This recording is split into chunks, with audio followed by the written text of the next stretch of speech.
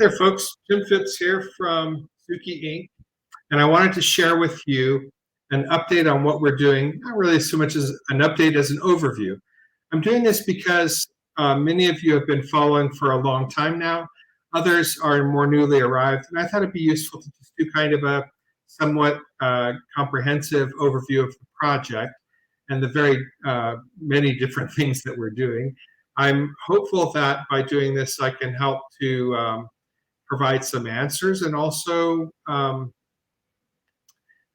just help you guys know what we're about. And as you know, since we really got going in earnest since last June, we have increased in value by over 3,000%.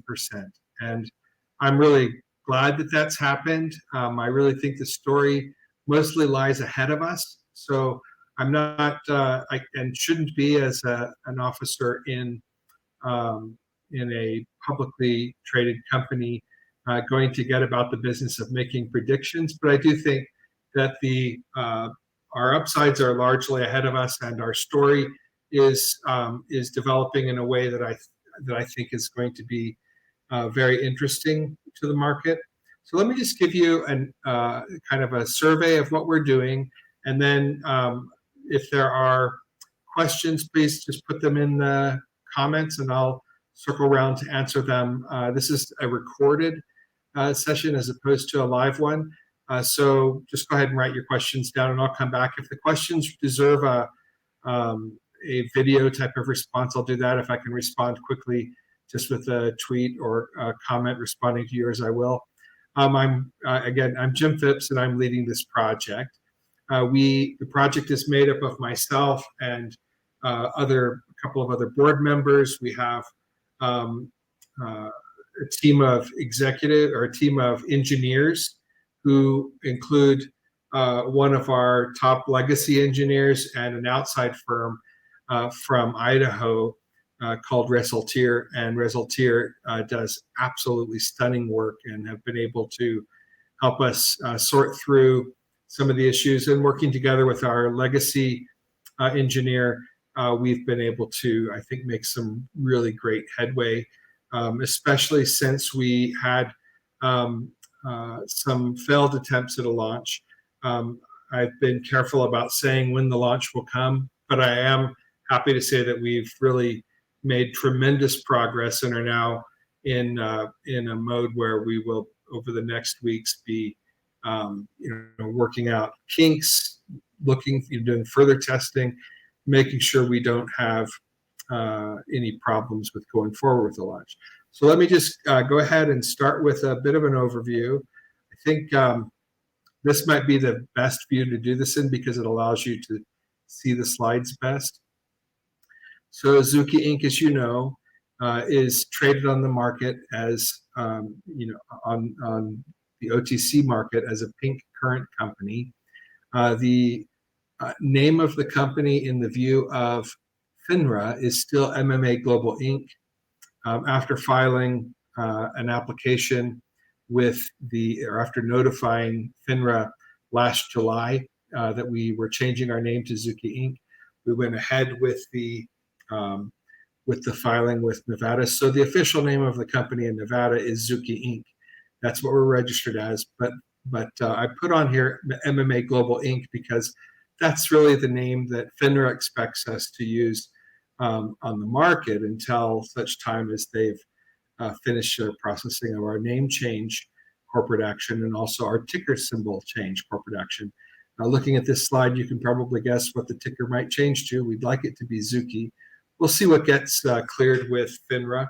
I will, you note on this slide that we sort of tell you that Zuki is about P2E games, crypto, and an NFT marketplace and social media. Let me just put up a banner that kind of gives maybe a slightly better summary, but they're at the bottom. But I think that'll do for starters. Why do we call Zuki the Zuki project? It's basically the word Zuki comes from the Japanese word for the moon. And it also is a word, usually a suffix, sometimes a prefix in the different names of striking in the various different or types of striking or forms within Japanese martial arts.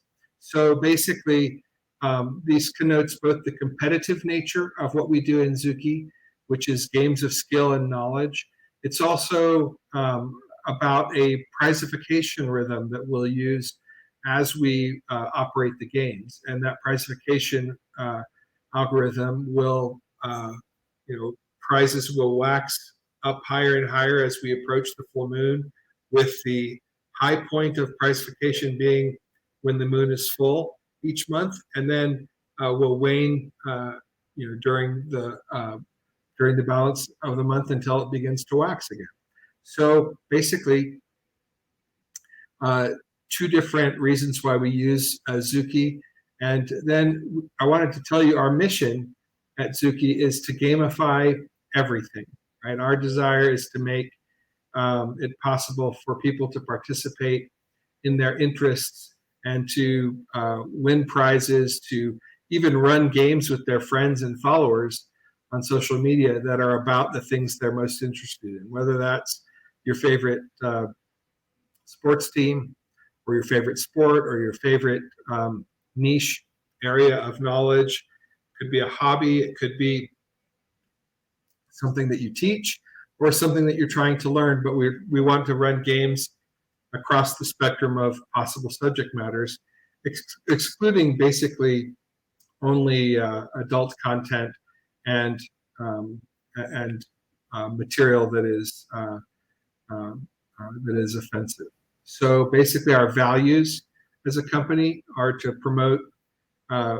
Basically, as a company, we want in everything that we do to promote the creation of beauty in its various forms. We'll do this in part through our NFT marketplace, which will come online months following our initial launch. I'll tell you why as we go along.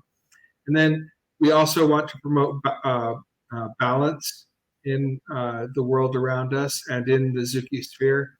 And we also want to promote bounty. We want to offer the world a gaming and social media platform which will enrich its own users. So as opposed to the types of social media that are out there now, where really the only people getting enriched are the owners of the platforms, we want you to participate in the benefits that are created by your participation on the Zuki platform. We are basically, Zuki is a crypto-fueled play-to-earn head-to-head games of skill and chance system. We do live events such as concerts, sporting events. We can do basically premieres of movies and TV shows, and we can also do passive gaming about the subjects you love. It could be really any event that we do a live event game with, and then we also want to be able to do always-on gaming. So there'll be passive games that you can come in and play anytime, not related to the event, but probably related to a subject matter that you're interested in. And then we also have, we'll do some of our prizeification with Zuki native tokens, which are ERC20 tokens. And I have been asked on numerous occasions, why ERC20? Well, for me, I want to use a token that's on the platform that is most widely used, that has the most users and the highest level of acceptance. I think back when I made this decision, I was looking forward to the merge and to a series of other events that are happening within the Ethereum blockchain that together would make the use of Ethereum, I think, the best bases on which to proceed. So everything we're doing so far is based on Ethereum as the layer 1 solution. With our NFT marketplace, we'll use Immutable X as our layer 2 solution on Ethereum. Immutable X is already almost completely no cost to use. If you were going to go on Immutable X and mint an NFT, or let's say that you were creating a quiz or a trivia game to be run on the Zuki platform, you could actually create your own NFTs to go into that engagement. And if you're a content owner and you already have tons of visual or audio content, or whether that's GIFs, or whether that's videos, or whether that's little clips, you'd be able to go ahead and make your own NFTs out of the content that you've already created or that you're creating now. We want to, as my comment implied, we're going to be turning over the game making, and not just making games ourselves, but we're going to be turning the game making over to you, so that if you have, let's say that you run a podcast and you have a following of a few hundred people, or a few thousand people, or a few 100,000 people, maybe a few million, you'd be able to engage your audience using our games, and be able to involve your audience in your discussion or your treatment of the matters that you're on social media about. You might be a politician, you could be a professor at a university, you could be just a group of friends having a party. You can do both public and private events, and that, I think, is going to make this really fun. We have pursued as a key objective in designing this system we've tried to, as a matter of necessity, to ensure that everything that we do is environmentally friendly. Again, back when I was choosing Ethereum, I was worried, that perhaps the merge would not come about, but I banked on the idea that, hey, the Ethereum developers, that dev community is powerful, and they haven't really let us down yet, right? They have a good history of creating the solutions they think, and that the solutions that they've prioritized bringing to market. And they had promised, and they appear to be on the cusp now of delivering a merge, so-called merge, which will bring down the cost of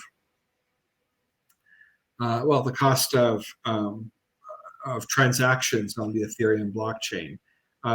For those who are familiar with doing transactions on the Ethereum blockchain, which is the most widely used blockchain, the cost of doing transactions was fairly high because the proof of work system that was being used required the use of lots of different computers on a dispersed basis to do the calculations that would enable the maintenance of not just the transfer of tokens, but the maintenance of a distributed ledger that would keep track of who holds what. And so, that merge now is right upon us. The movement from proof of work to proof of stake, and under that proof of stake model, fewer people will be doing, or the computers of fewer parties will be doing the most of the calculations, simply because they've staked large sums of Ethereum in order to have priority in doing the mining, is what this activity is called, the mining involved in maintaining the distributed ledger.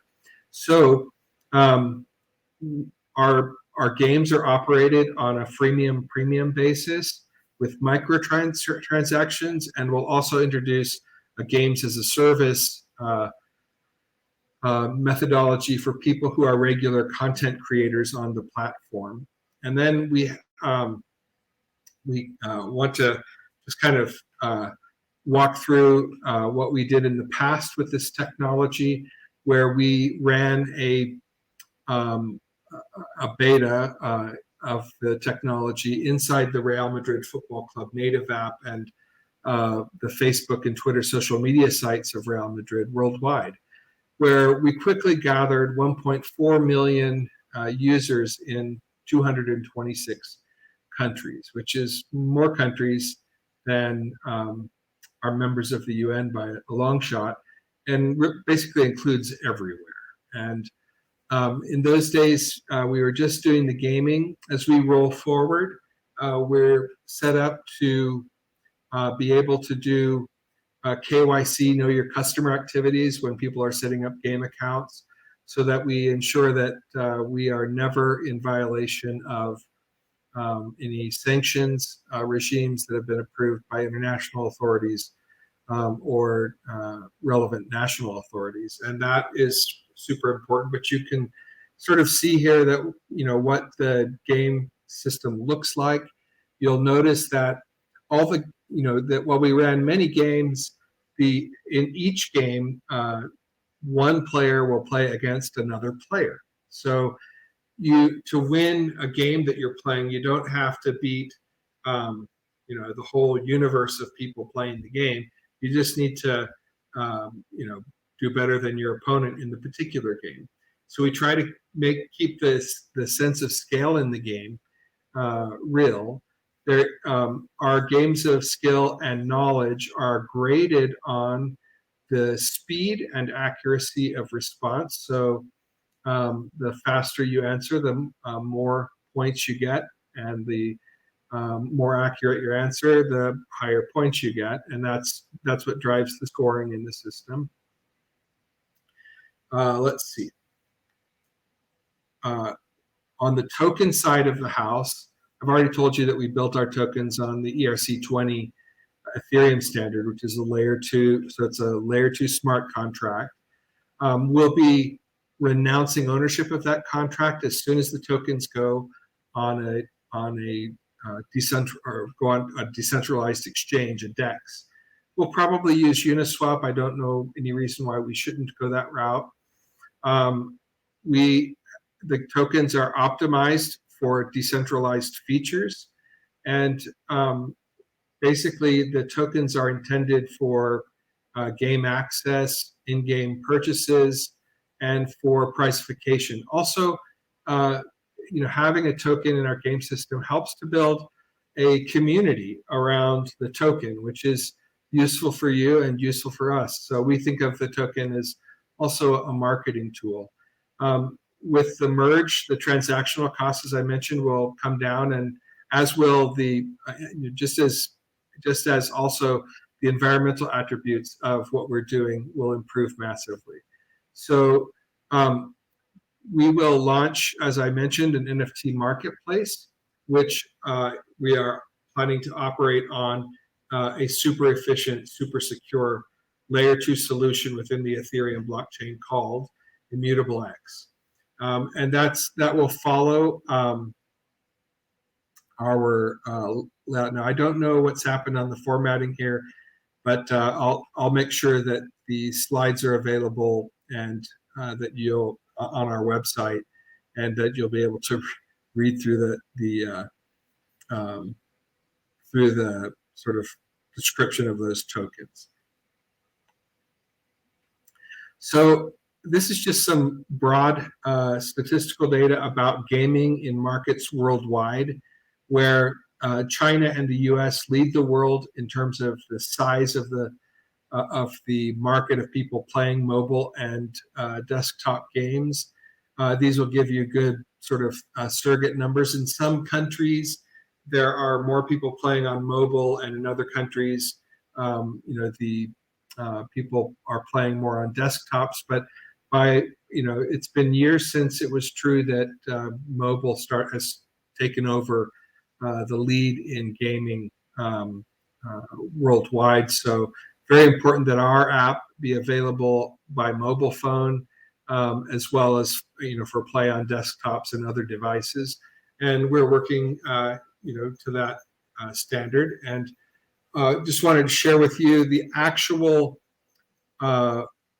segment that we're in. Trivia games is fairly small worldwide. It's just in 2022, it's just 245 million in size. Now that is partly because the trivia games that are out there many of them are still played for free. And to my knowledge, I've tried to research this as best as I can. I wasn't able to find trivia games that were crypto based. The growth rate in the industry is fine, 7.4% in the trivia game segment, and it's expected that the growth of the segment will take the total market size to 326 million in 2026. For me, that number will turn out to be, I believe, largely understated because of our play and other plays that will come along in the space. We're going to be a first in segment crypto priceification game.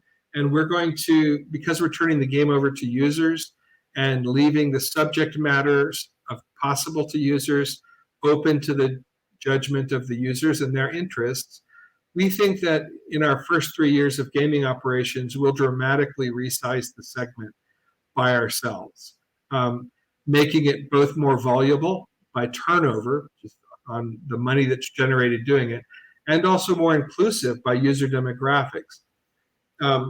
The trivia space has, like other segments, it has features demographically that make it a little bit male dominated. We believe that by having unlimited range of topics where people, whether I have let's say that I do a podcast about, or maybe I have a great Insta following, or perhaps I have a YouTube station where I talk about, it could be cooking, or it could be style, or it could be, some other, the subject matters are unlimited. So we believe that we'll get a range of subject matters that appeal both to men and women, that basically everyone out there will be able to represent their audience or represent their interests on our platform, which should make our platform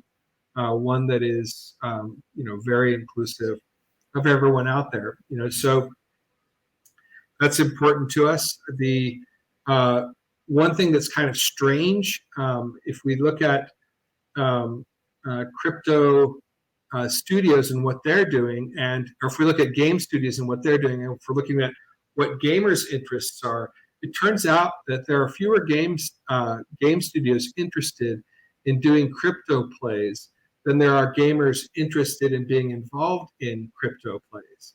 So we believe that this presents an opportunity for us. We're obviously interested in addressing the interest in crypto, and will be sort of one of a kind in our segment for a while. We'll take whoever wants to compete with us a while to do the same. We just want to be out there offering this type of service first. So basically, a simple roadmap for what we're doing. Fourth quarter of last year, we launched the Zuki utility token. We briefly thought of doing a pre-sale. We set everything up for that, and then I decided to back off of it because as I thought about our future users and people that would be getting into the token, I wanted to avoid basically doing a launch in which that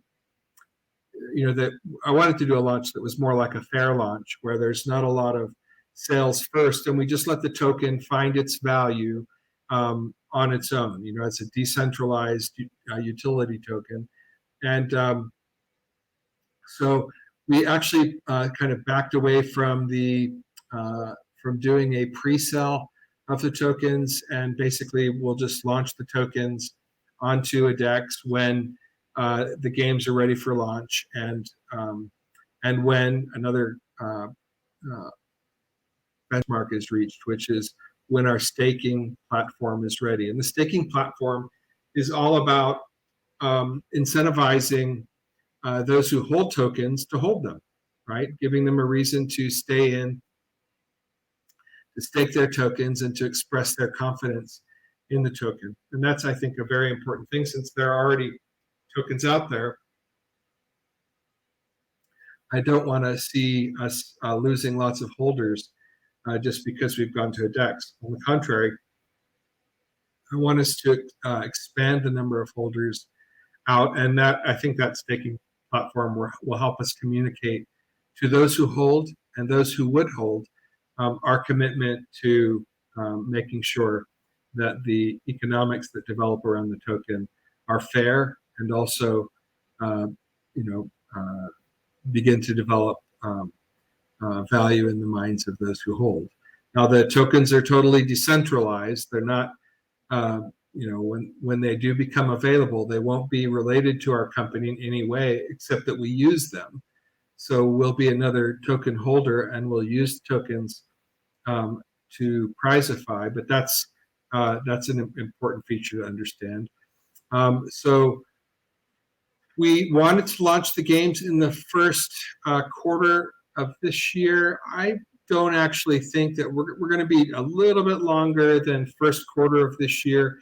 It'll be into April, but we don't have any undiscovered hitches at this state. We've actually gone back to the source code and gone through all of the services, and we're basically down to fine, very, very fine points, and to some testing. We'll also add in to the game system the APIs for our payment rails. We'll do that fairly late in the process, but that process probably gets underway by the end of this week, I would expect. We'll just get rolling there and be ready to go when the other pieces are ready to go. So we'll launch token on the that should say, that last bullet point should say 2Q 2022 now, and we'll launch the Zuki tokens. Again, these are the utility game tokens on Uniswap, and renounce the smart contract ownership in 2Q 2022. We'll launch the staking platform at about the same time, and then also the game launch will come then, as I was noting on the point above. We'll also launch an NFT marketplace. It kind of depends on the precise date of launch. It could be that the NFT marketplace will come in the subsequent quarter and not in 2Q 2022. But we'll see how developments unfold.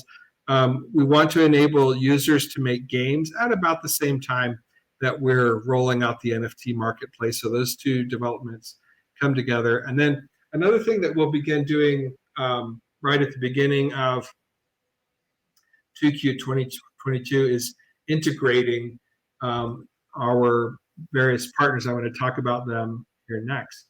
We want to integrate them into the Zuki games, gamification, and prizes into the businesses of our partners where it's appropriate. And so that's coming right up. And these are our partners today. We've done acquisitions of 4 companies so far over the last about 4 months, 1 in December, then 2 in February, and 1 at the beginning of March. Billion Graves is an in-revenue company which is projecting something like 1.2 million in revenues this year, and had about 800,000 last year. They have a community built up of over 1.5 million, including both regular volunteers and also professional genealogists.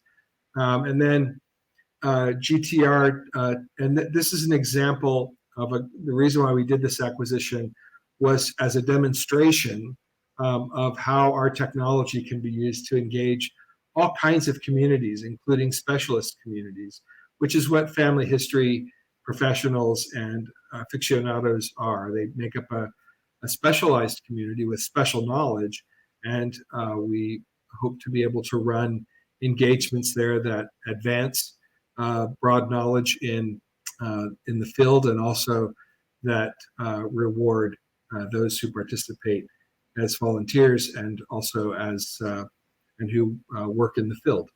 We acquired an esports endurance racing competition and media content provider with a large followership, largely in Europe. They are, a great company. You can go on their website and basically see the quality of the product that they put out. Moneyball is an AI-powered, over-the-top advertising management platform.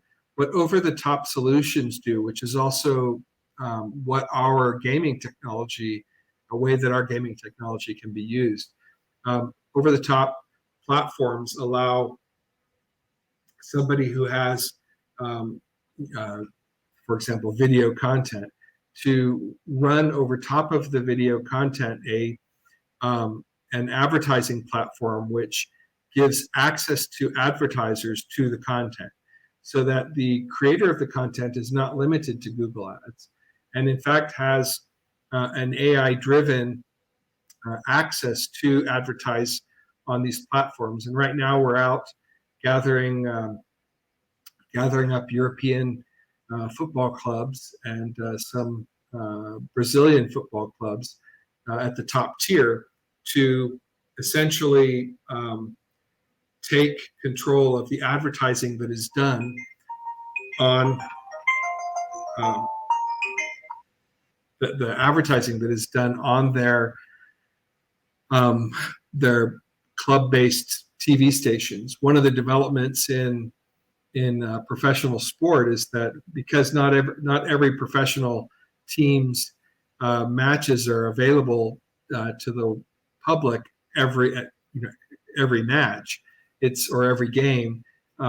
These professional outfits have largely developed their own channels to cover those events that aren't covered by television. And actually what they end up doing is covering every game.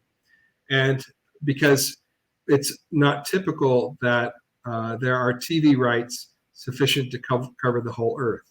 So that if a club has fans in South Korea and there's no television coverage of any of the competition's games in South Korea, a fan in South Korea could follow as they wish, because the club is broadcasting the game too.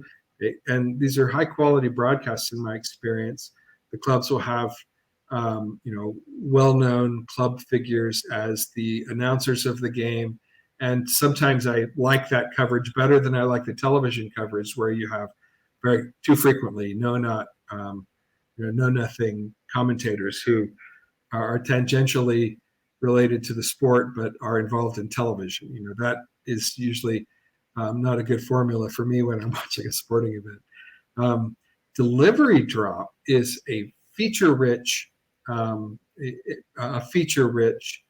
last mile delivery service in the UK. Basically, an on-demand,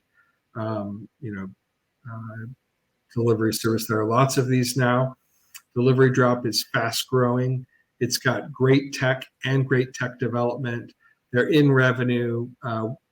Last quarter, 4Q 2021 is when we acquired them. We got the whole month of their revenue, and that provided Zuki Inc. with its first month in regular revenue that's renewable from month to month and year to year going forward. We love that play, and we just think the leadership there is inspired and has a beat on what to do. I wanted to say about Money Drop. So anyway, at Delivery Drop, we want to prizify the company's engagement with its drivers. One of the hardest things when you're running a delivery company, an on-demand delivery company, is that your drivers all have all the apps. They're driving for everyone who's got an app out there, and they're taking whoever's got business, right? And so one of the challenges for on-demand delivery services is to make it interesting to the drivers. So it has to do with what drivers get paid. It also has to do with ways that they can maximize their time spent in your app, right? So we want to help Delivery Drop with its drivers. And the other thing is we definitely want to serve the Delivery Drop customer base. I wanted to say additionally about Moneyball. Moneyball is largely going in the direction we went when we were focused on Real Madrid and doing that beta. We learned some things from doing that. we don't want to pursue that space as our first space, because we want we want this platform to be about regular users, regular influencers, whether they have millions of followers or tens of followers. We want everyone to be able to make content. But we also do want to address these clubs. And one of the things that we see in Moneyball is the ability to do our marketing of the Zuki games to the clubs through Moneyball, so that there's a synergy between our two plays. And we wanted to, what Moneyball provides to a sporting club with its own TV station is the ability for the sporting club to essentially turn its television broadcasts into a source of revenue through advertising. We can do the same thing for the club via our games, a source of fan engagement and consumer activation via sponsors. So we've tried to pick plays that were in revenue, that are high tech, and that are doing something that is either well established or unique and in revenue. So we're kind of excited about what's the other attribute that we looked for in these plays was the capacity for dramatic growth. And so that's what's driving that. And then the final attribute was, can we gamify and prizify in this space? And my answer to that about each of these plays is definitely yes, right? And we'll work out the ways and means of doing that with each play based on what works for the play. And I think that probably summarizes what I'm going to say for now. But hopefully I've given you a good idea of what we're up to, what we're working on, and what's just around the corner. So I thank you for tuning in and giving this a watch. And I just wanted to say how happy we are that you're taking an interest in what we're doing, and how committed we are to delivering value to our shareholders and fun to the people who use our platform. Thanks. Let's meet again here soon, and we'll be around and available to answer your questions. Thanks.